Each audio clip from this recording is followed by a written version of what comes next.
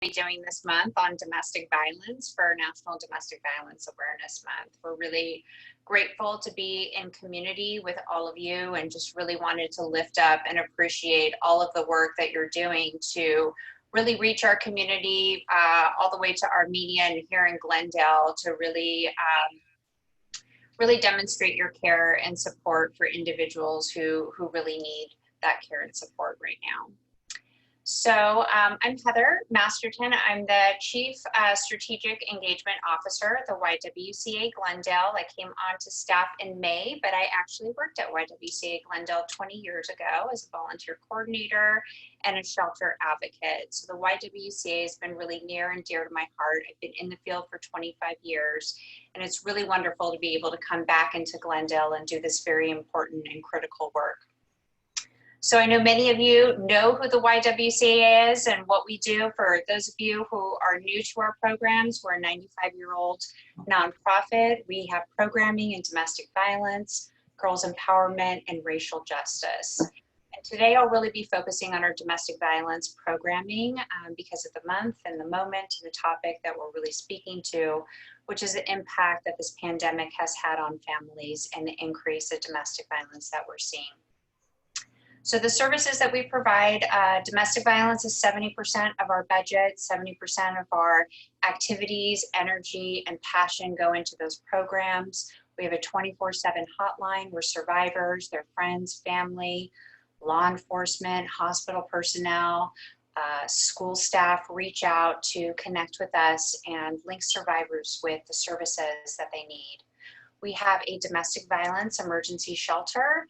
And I'll be showing you a video inside of that shelter to share a little bit about what we do there and how we're responding within our shelter program during this pandemic. And then we also have a domestic violence community resource center. So that's at our Lexington headquarters, where folks can come in for walk-in services or make appointments and see our staff for everything from case management to legal advocacy and representation, to child and adult therapy, to support groups, trauma-informed childcare, and very important housing navigation and emergency financial assistance.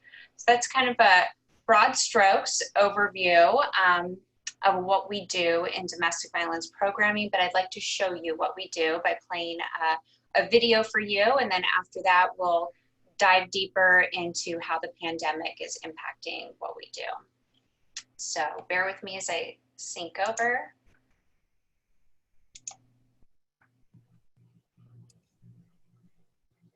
Are you getting that on your screens?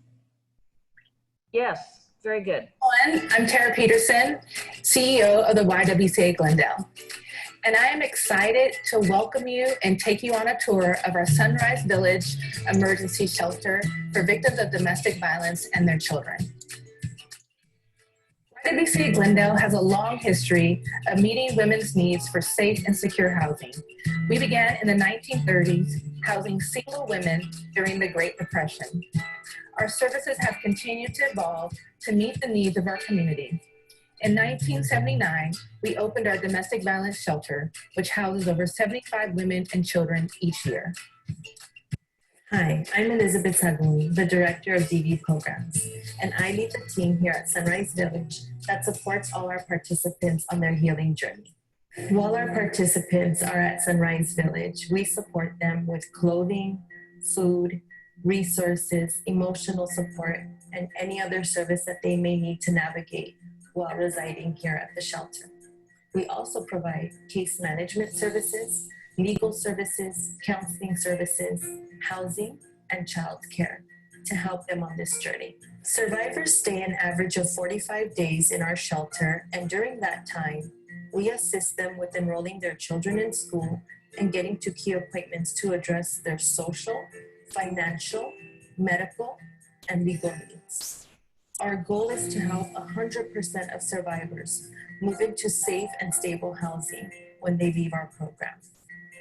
We even have a housing navigation program that helps identify housing opportunities and secures rental deposits and household items to support survivors in making the transition into a new home.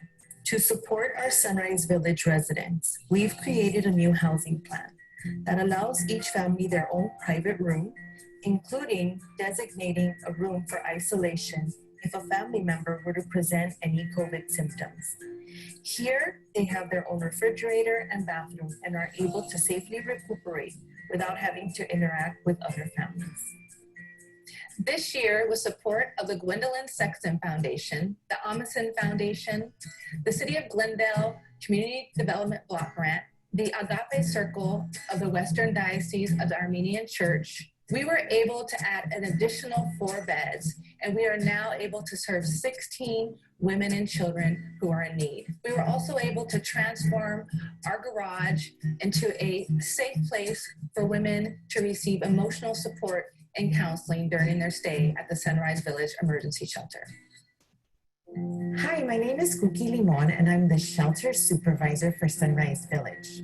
At Shelter, we answer our 24-hour crisis hotline. In a year, we answer over 1,500 calls, while we provide callers 24-hour resources, safety planning, confidentiality, and if needed, safety transfer to our shelter. Due to COVID-19, the demand for shelter and a safe place has never been higher. The COVID-19 pandemic has sharply increased incidents of domestic violence as survivors are sheltering in place with their abusers and are removed from their networks of support, extended family, friends, school, work, and place of worship. We are so grateful to our community of funders for supporting us so we can rise to this moment of meeting the increased demand for our services. Our new expanded capacity has been a lifeline for so many families, and we want to continue building out our space in a way that meets the needs of the families we shelter. We are now in the final stages of our shelter beautification project and are currently breaking ground on a landscaping project to create a welcoming and private outdoor space for children to play and for families to connect and heal. Families will have the opportunity to have fun on the playground, to garden, or to just relax in the warmth of the sun. Thank you for coming on our tour today. We would love for you to support our transformational work that you were able to see here today by making a donation at Glendale YWCA.org. We look forward to connecting with you soon. Be safe and be well.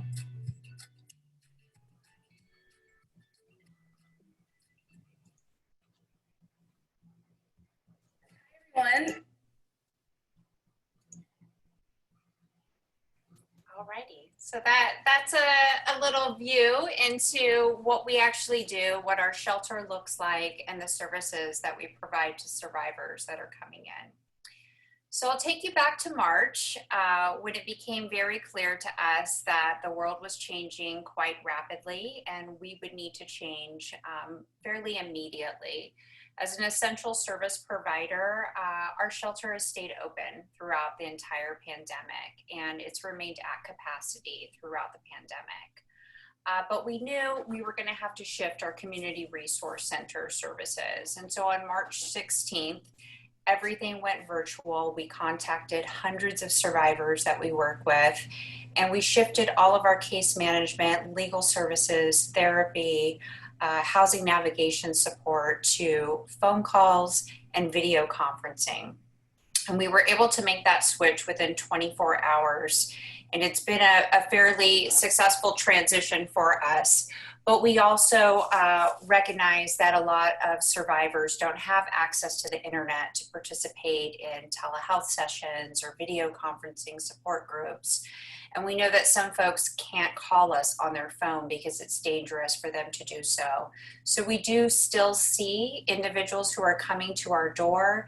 We do some limited by appointment sessions as well. And so we've completely outfitted our building, plexiglass, hand sanitizing stations, marked, social distancing features, everything that we can do to really create a space that really honors everybody's health and well-being who are coming in and seeking our services.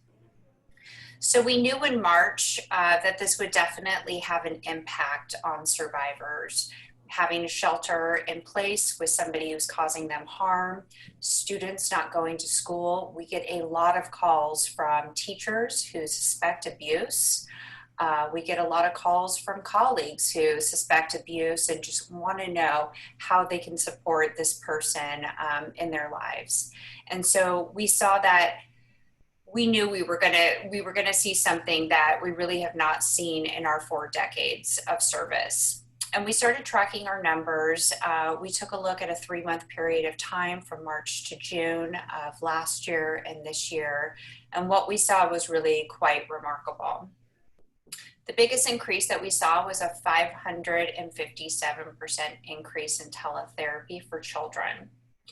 And that increase is twofold. We had just launched in the last year a new children's counseling program. But we also saw that because it was teletherapy, moms were able to get their children, they were already used to this new virtual platform, participating in that. And so this was just another virtual thing that they can participate in and get support with. And so we saw that increase quite drastically. At the same time, we were able to train up our staff. One of the most effective healing modalities that we use with children who have experienced trauma is EMDR. So it is a clinical intervention that does a lot of bilateral stimulation of the eyes. Somebody talks through their experience to help them incorporate the trauma experience in a way that no longer has that same charge that can really dysregulate a lot of survivors of violence. And it involves being up close with somebody with doing a light therapy or tapping. We were able to send our interns and our clinicians through a training to adjust that. There's actually now a computer program that will simulate this type of therapy intervention that allows us to continue offering this to children, because we've seen it as having the greatest impact for reducing PTSD symptoms like insomnia and irritability and anxiety. So that's been really critical for our program and exciting for us. Adult therapy has gone up 47% since the pandemic started. And those numbers, once we run this next quarter, will continue to rise. We are serving a historic amount of survivors through online support groups. And online support groups, we have been asked by at least half of the survivors in the groups to keep those groups going whenever we move out of this pandemic. They don't have to hop on a bus. They don't have to arrange for childcare. They don't have to drive across town to participate. They can log on in the safety of their home for survivors who have left, or find a place where they could log on and connect with us. And we're also making that an opportunity for, we have a computer lab room, folks want to come in and use our computer to log on. That's also available to them to do so in a safe way. Our hotline calls have gone up 125%. It was a pretty immediate and sharp increase for us. We know, working with law enforcement and hospitals, that, as Irene mentioned earlier, they would say, the numbers are down as far as reported incidents. And so what we were hearing on the hotline was, I don't want to call the police because I don't want my abuser to go to jail and then bring home the coronavirus, right? Or lose their income at a time where everybody's losing their jobs. There were a lot of fears connected to the pandemic. And we also were getting a lot of calls from survivors saying that the person who was harming them was using coronavirus as another layer of control in their lives, saying, if you leave the house, I'm gonna lock you out because you're going to get the virus, so you can't leave the house, period. You can't go out to get groceries. And that was one of the times that many survivors were able to contact us when they said they were going out to get groceries.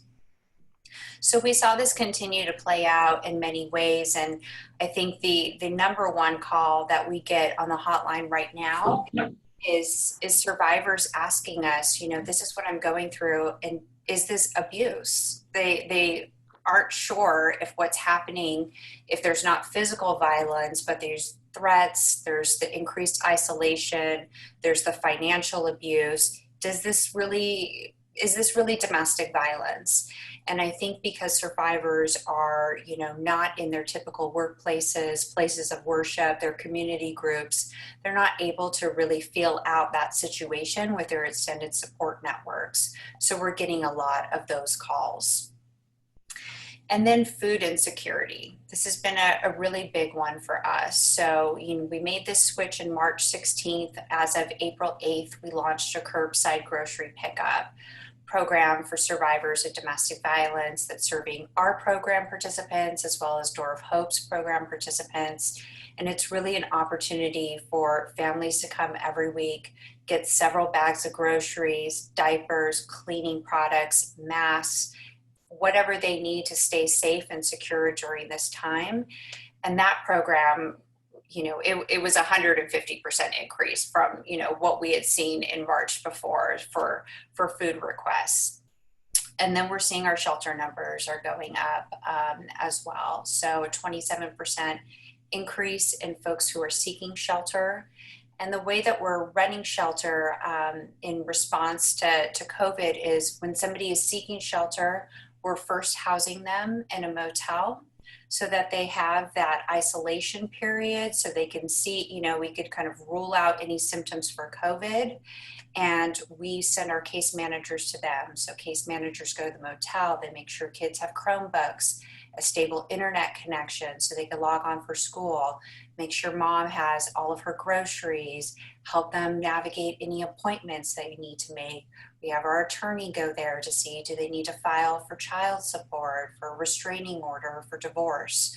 So those are kind of the wraparound services that we provide. And then we transition folks into the shelter, and they're really, they're living together through this pandemic.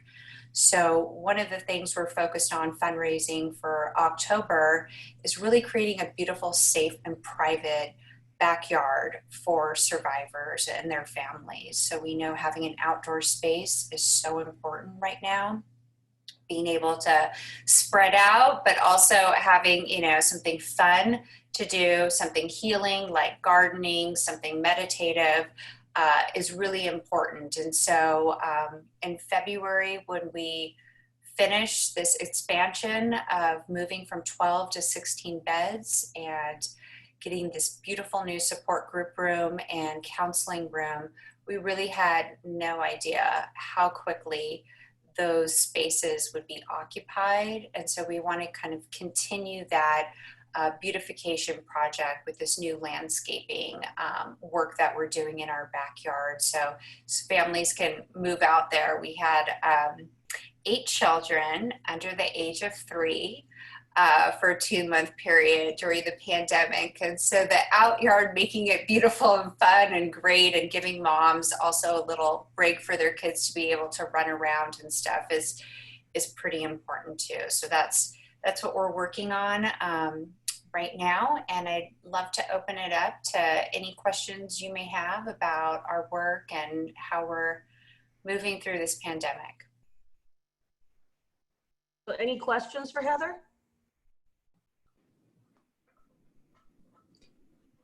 I just want to thank you for you and the